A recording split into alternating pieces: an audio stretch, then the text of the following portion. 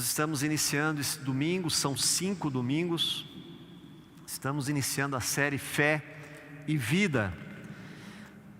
Todos nós sabemos que outubro é um mês importante na caminhada da igreja presbiteriana, porque é o mês da reforma protestante.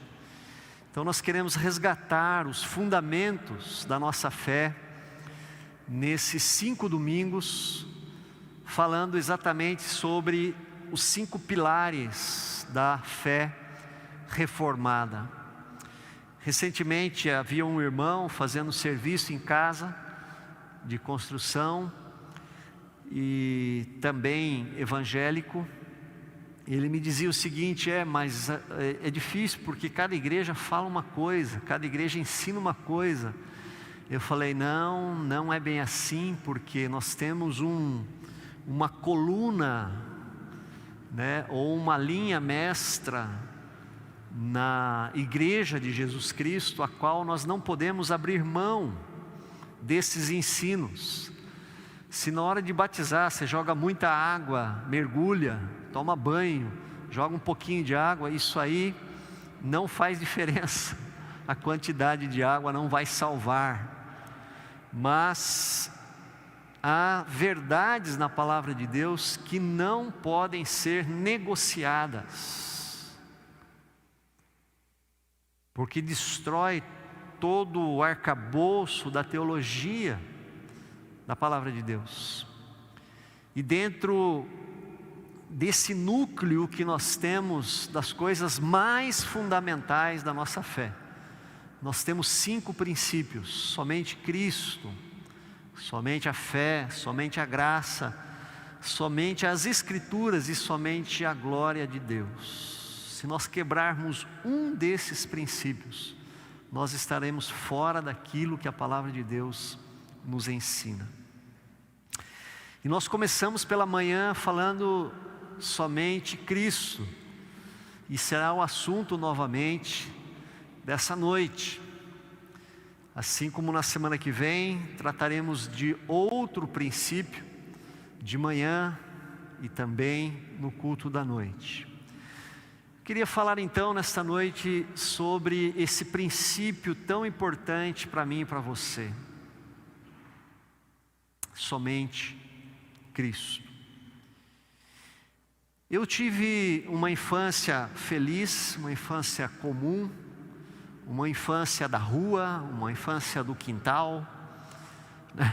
Eu estava na casa da minha sobrinha hoje, fui buscar a Isabelle, a minha mais nova, e nós estávamos na garagem da casa e começou uma chuva. Isso era umas meio-dia aproximadamente. E ela estava com uma coleguinha, e ela veio, o pai da amiguinha estava junto, e as duas pediram, né, para os seus pais: podemos ir na chuva? Nós queremos ficar na chuva.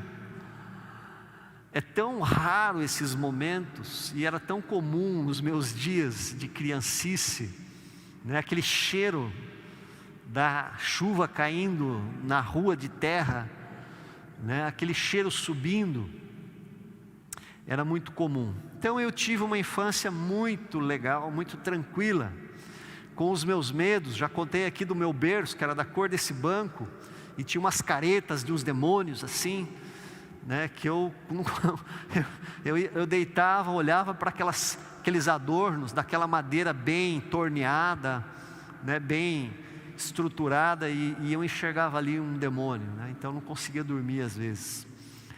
Mas enfim, agora quando eu chego na minha adolescência, eu começo então arrumo o meu primeiro trabalho aos 15 anos, carteira assinada, e eu começo a pensar então qual vai ser o meu futuro, o que vai ser da minha vida, para que caminho eu vou tomar, que profissão eu vou exercer, que faculdade depois eu vou cursar. Então eu começo questionando: o que é a vida? O que eu estou fazendo aqui? Para que eu existo? Para que eu nasci? E começo a me questionar também para onde eu vou, Para onde eu vou depois que morrer? Eu tinha 14, 15 anos, 16 anos. Isso trazia uma profunda angústia ao meu coração. Enquanto criança, não pensava nisso. Enquanto criança, eu não tinha essa crise existencial. Mas, enquanto adolescente, eu pensava nessas coisas e eu me angustiava. Até que um dia, queridos, a luz do Evangelho nasceu no meu coração. Eu entendi quem era Jesus e eu me converti com a pergunta que Jesus fez para os discípulos e que Pedro respondeu, dizendo: para quem iremos se tu tens palavras de vida ou de vida eterna? Foi muito claro a minha conversão, apesar de ter nascido num berço presbiteriano. Aos 17 anos, Jesus disse: você está vivendo de uma maneira dupla. Você está com o pé em duas canoas. Onde você quer estar e ficar? Onde você quer fundamentar a sua vida? Eu respondi: para onde eu irei, se tu tens palavras de salvação e de vida eterna? Então eu corri para os braços de Jesus. E uma vez, depois já de casado, estava conversando com um jovem a respeito da minha fé, e muito entusiasmado, contando para ele quem era Jesus, o que Jesus representava na minha vida, e ele disse: olha, eu conheço Jesus, eu já li a história de Jesus, os 4 livros da Bíblia que falam a respeito da história e da biografia de Jesus, mas eu já li também muito sobre Buda, sobre Zoroastro, sobre outras religiões, diversas religiões. Então há uma infinidade de profetas, há uma infinidade de verdades, e todas elas são boas. Eu olhei bem nos olhos daquele jovem e disse: mas qual delas? Qual delas? Respondeu 2 perguntas. Ele disse: quais? Para que eu existo? Ou para que você existe? E para onde você vai? Ele disse: nenhuma delas. Eu olhei bem nos olhos dele e disse assim: Cristo respondeu essas 2 perguntas para mim. Ninguém pode tirar isso de mim, nem um revólver apontado na minha cabeça. Ora, eu creio somente em Cristo, não porque é um dos fundamentos da reforma do século XVI. Eu creio que Cristo é suficiente para mim, porque eu experimentei Jesus na minha vida, e Ele resolveu os meus dilemas eternos. Então, nesta noite, eu queria falar sobre este Cristo amado da minha alma, e eu queria responder 2 perguntas. Primeira, por que Cristo e nada e nem ninguém além de Cristo? Primeira pergunta, por que nada e nem ninguém além de Cristo? E a segunda, o que esta verdade implica ou influencia o meu modo de viver hoje? Essa é a segunda pergunta. Queridos, somente Cristo é o perdão. Ele não é como o texto de Hebreus, ele não é como os outros grandes ou sumos sacerdotes, não precisa oferecer sacrifício todos os dias, primeiro pelos seus próprios pecados e depois pelos pecados do povo.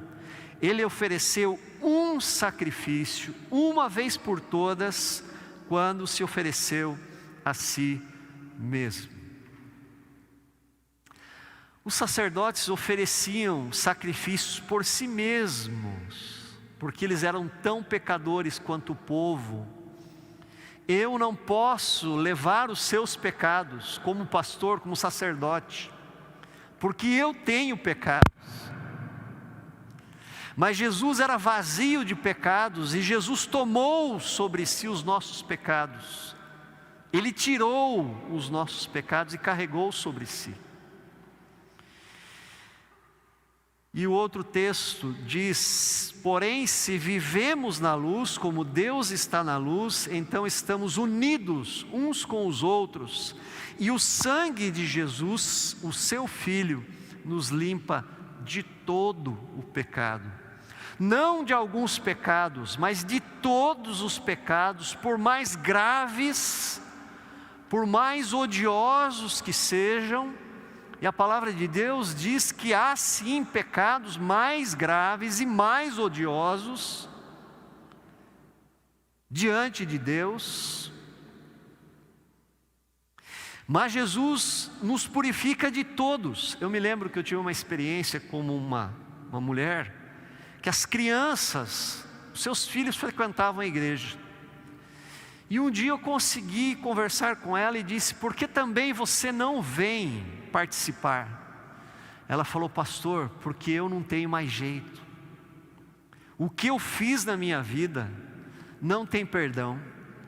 Eu falei assim: não há absolutamente um pecado, por mais nojento e feio que seja, que o sangue de Jesus Cristo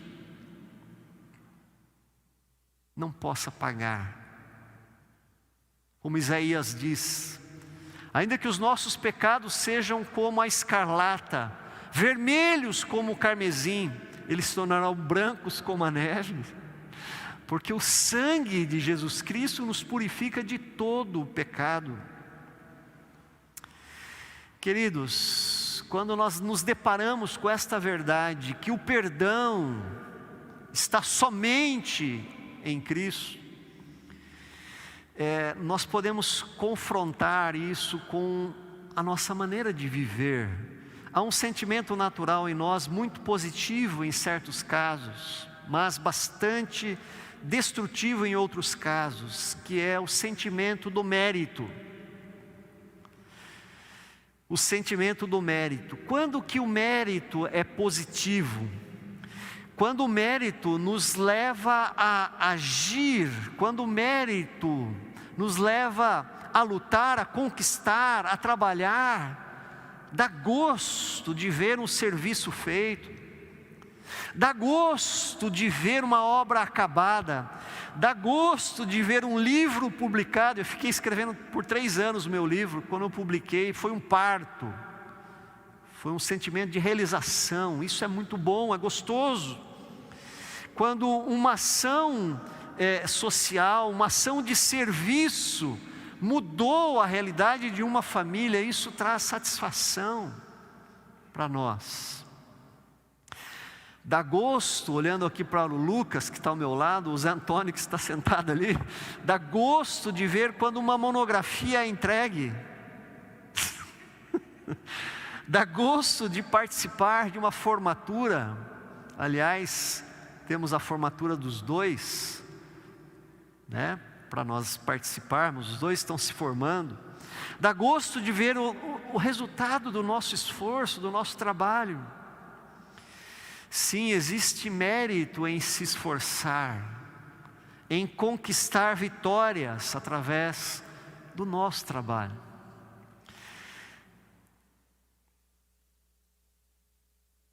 O problema é quando nós confrontamos ou colocamos o nosso mérito diante de Deus. Mas o mérito tem sim esse aspecto positivo. O profeta Isaías disse lá a respeito de Jesus, no capítulo 53 de Isaías, no versículo 11: ele verá o fruto do penoso trabalho de sua alma e ficará satisfeito. O meu servo justo, com o seu conhecimento, justificará muitos, porque as iniquidades deles levará sobre si. Então, há sim um aspecto positivo. Mas quando que o mérito é negativo? Na nossa relação com Deus, principalmente.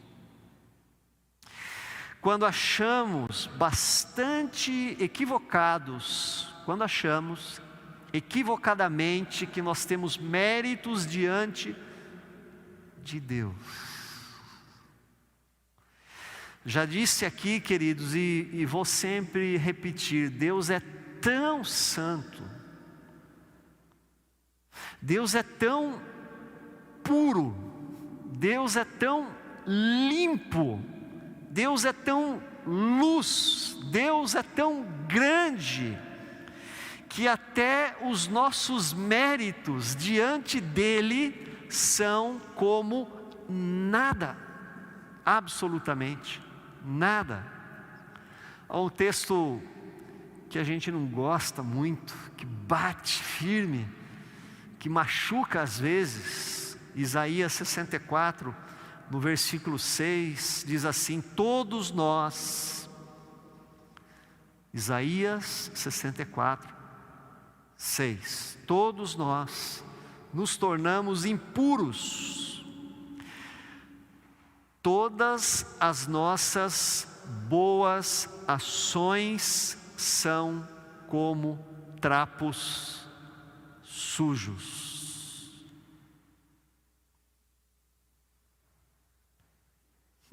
Essa doeu. Somos como folhas secas, e os nossos pecados como uma ventania que nos carregam para longe. Quando entendemos que somente Cristo é o nosso perdão, não são ações de bondade, por mais nobres que sejam, que nos justificarão perante Deus, que purificarão os nossos pecados. Então, quando nós afirmamos somente Cristo, estamos afirmando que a única maneira de nos justificar perante Deus é por meio de Cristo. A única maneira de sermos perdoados é pelo sacrifício de Cristo de uma vez para sempre. Então toda espécie de penitência que eu faço aqui nesta terra não me limpa e não me purifica dos meus pecados. Vamos supor então que talvez os nossos atos de sacrifício nos justificassem perante Deus. Como diz o texto de Hebreus, nós precisaríamos repetir todos os dias, sempre, sempre, sempre. Por isso o texto de Hebreus nos diz: Ele ofereceu um sacrifício uma vez por todas, quando se ofereceu a si mesmo. Jesus Cristo é o sumo sacerdote que faz a oferta pelo teu e o meu pecado, e Ele também é a própria oferta. Ele sacrifica e é o sacrifício. E aí Ele resolveu o nosso problema perante Deus eternamente. Mas por que somente Cristo? Em segundo lugar, porque somente Cristo é o caminho. Coincidentemente foi falado pela manhã sobre isso também. Eu sou o caminho, a verdade e a vida. Ninguém pode chegar até o Pai a não ser por mim, porque existe um só Deus e uma só pessoa que une Deus com os seres humanos, o ser humano Cristo Jesus. A chave para se chegar a Deus, de acordo com a filosofia grega, era o conhecimento. Philo, amigo. Sofia, sabedoria. Filosofia, amante ou amigo do conhecimento, da sabedoria. Então, através do conhecimento e da sabedoria na filosofia, a alma encontra o seu caminho de volta para Deus. E o conhecimento hoje, queridos, ainda permanece como uma espécie de caminho a ser trilhado, talvez não para Deus, ou muitos ainda consideram que o conhecimento vai ligar uma chave que vai dar acesso a Deus, mas o caminho do conhecimento para a felicidade. Muitas pessoas ainda correm atrás de títulos, de diplomas, de status intelectual. Mas pastor, não é bom estudar? Claro que é, quanto mais você puder, né, você vai crescer intelectualmente, isso é muito bom. Eu mesmo ainda pretendo voltar, a gente sempre está estudando, mas voltar formalmente a estudar. Enfim, o problema é quando o título é um alvo a ser alcançado, para lhe dar valor como pessoa, ou quando a alegria e a realização de uma pessoa está nisso. E por trás desse conhecimento que ainda é valorizado em nossos dias, há muitos mestres, tanto da filosofia quanto da religião, tantos mestres que pregam, que ensinam, que pregaram, ou que ensinaram, ou que escreveram, e esses mestres são seguidos por milhões, bilhões de pessoas, ainda hoje. Criaram religiões, criaram filosofias de vida, e tem milhões e bilhões de pessoas que os seguem. A diferença desses mestres é que eles nunca disseram, nem mesmo o Buda disse, eu sou o caminho. Apenas um disse, eu sou o caminho, foi Jesus. Os outros mestres acreditavam ensinar uma doutrina que tinha chaves do céu, do paraíso ou do nirvana. Mas Jesus vem e diz, eu sou o caminho para Deus. Não é o conhecimento sobre mim, eu sou o caminho. Não é a minha doutrina, eu sou o caminho. Eu, uma pessoa, eu, Deus encarnado, eu sou o caminho. Queridos, é difícil de nós entendermos que o que nos leva a Deus não é o conhecimento de uma doutrina correta, nem mesmo a prática de uma doutrina correta, é uma pessoa. E essa pessoa é Jesus, o Filho de Deus. É Jesus o Cristo, o Messias, o enviado, o Cordeiro de Deus, que realizou a salvação em seu corpo. Ele foi o sacrifício. É o que nós vamos celebrar logo após a mensagem. Por isso existem muitas pessoas devotas e religiosas que não serão salvas. Não habitarão na eternidade com Jesus no céu, porque são devotas de algum líder, de algum ícone, de algum santo, de algum mestre, de alguma doutrina ou de alguma prática religiosa. Não. Cristo não precisa de mais nada e de ninguém para ajudá-lo a nos salvar.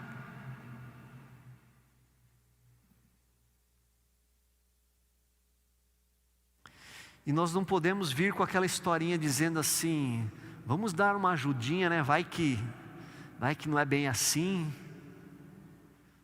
Porque isso machuca o coração de Jesus.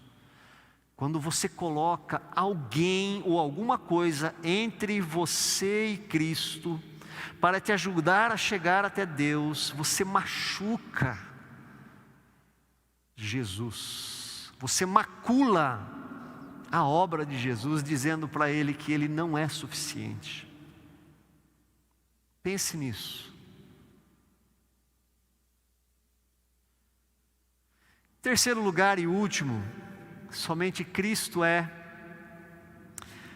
o propósito. Ele disse, pois quem põe os seus próprios interesses em primeiro lugar, ou na antiga tradução, aquele que quiser salvar a sua vida, nunca terá vida verdadeira, perdê-la-á. Mas quem esquece de si mesmo por minha causa e por causa do Evangelho, terá vida verdadeira. mas quem a perder por amor a mim, achará. E ele diz também em João 7,38, como dizem as Escrituras Sagradas, rios de água viva vão jorrar do coração de quem crê em mim. Somente Cristo é o propósito de nossa vida. Eu não achei propósito para a minha vida fora dele. E aquele jovem também não achou propósito para a sua vida fora de Jesus, nos outros mestres e nas outras religiões. E não há mesmo, porque somente Cristo nos preenche. Somente Cristo nos dá vida espiritual, somente Cristo nos conecta ao nosso Criador ou à nossa origem. Eu gosto muito de citar aqui Santo Agostinho, que tem um capítulo no seu livro Confissões, que é Saudades de Deus, e ele disse: eu não entendia que eu tinha saudade de alguma coisa que eu nunca tinha visto, saboreado, cheirado, ouvido ou pegado.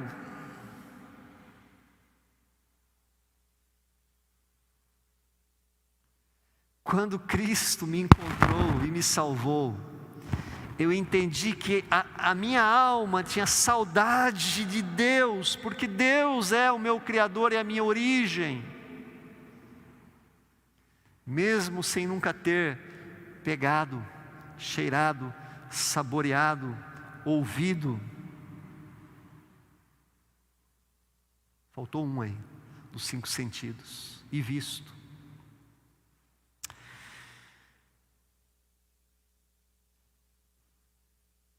Quando paramos de achar que o dinheiro ou a riqueza é o sentido e a alegria da vida, quando experimentamos que a beleza nos frustra, principalmente com o passar dos anos, quando percebemos que o poder não satisfaz, pelo contrário, é um círculo vicioso que nos chama a ter mais ou desejar mais poder e vai nos levando para baixo cada vez mais.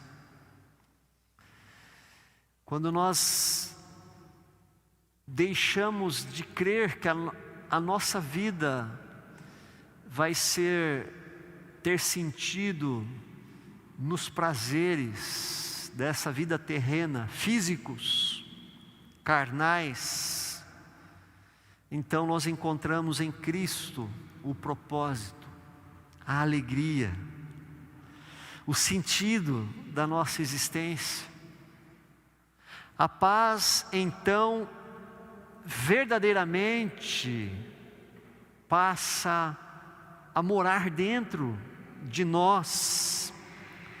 Ela se torna real, e esta paz que Cristo nos dá é uma paz diferente, espiritual, constante, perene, não circunstancial, porque é aquela paz de propósito e de sentido para a existência humana, portanto ela nunca passará, porque é o propósito da nossa existência, e não é uma paz circunstancial, que passa com uma doença, que passa com a conta negativa lá no banco, que passa com o término de um relacionamento, com uma demissão no trabalho, que passa com pequenas coisas. Então, concluindo, queridos, respondendo a primeira pergunta, por que somente Cristo e nada e nem ninguém além de Cristo? Porque não são as boas obras.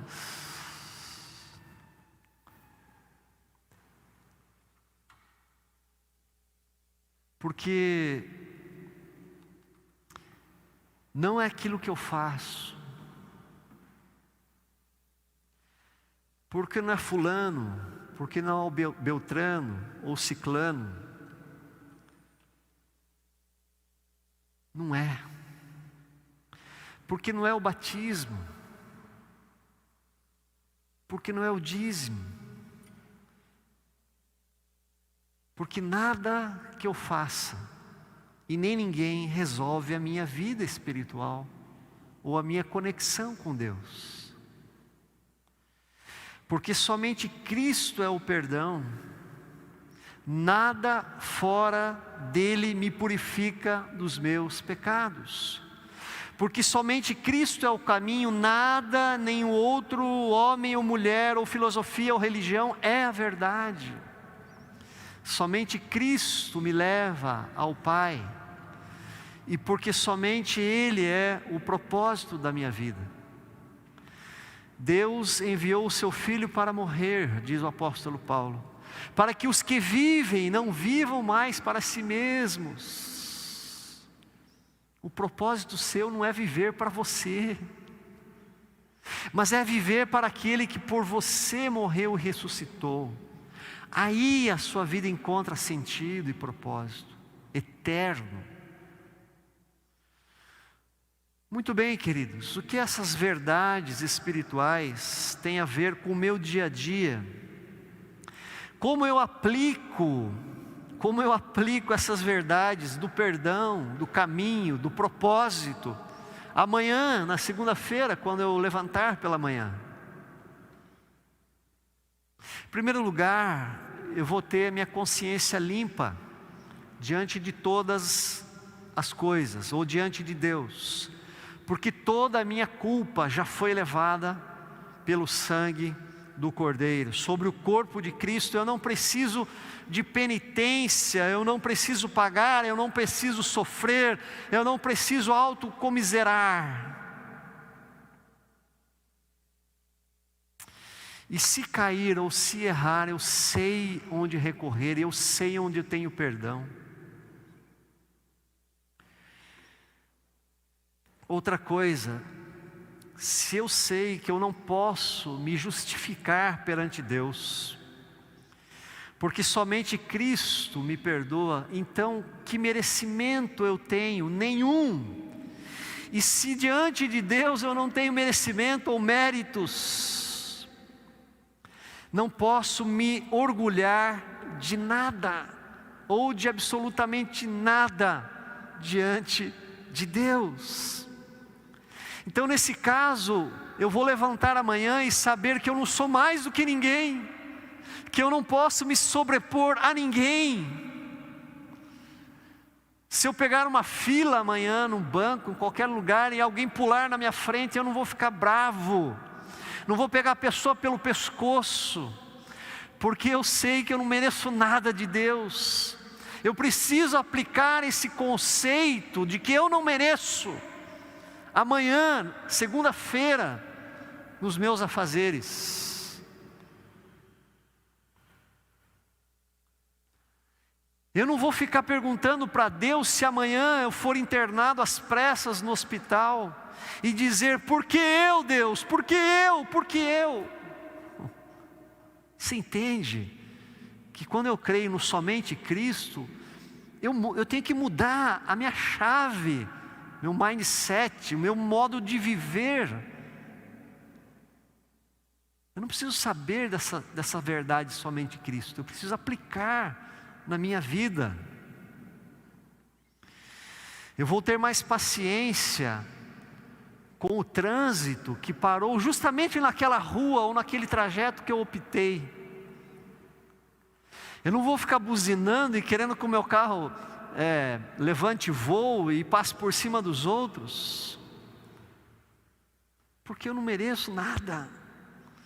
Eu não vou ficar bravo, vermelho de raiva e vou me consumir porque eu não fui elogiado. Não vou, porque não são os meus méritos, são os méritos de Cristo. Eu não vou ficar bravo se eu não conseguir trocar de carro, meu vizinho trocou. Eu não vou. Eu não tenho méritos, eu não serei arrogante. eu não serei prepotente, eu não serei cheio de direitos. Queridos, nós vivemos, deixa eu falar com muita seriedade o que eu vou falar agora. Nós vivemos numa sociedade de advogados. Tem advogados saindo pelo ladrão. Está saturado de advogados. Com todo respeito, nossa igreja tem vários advogados. Mas nós vivemos numa cultura da autonomia, ou seja, eu tenho as minhas normas, você não tem norma nenhuma, quem tem norma é Jesus Cristo, o seu Rei.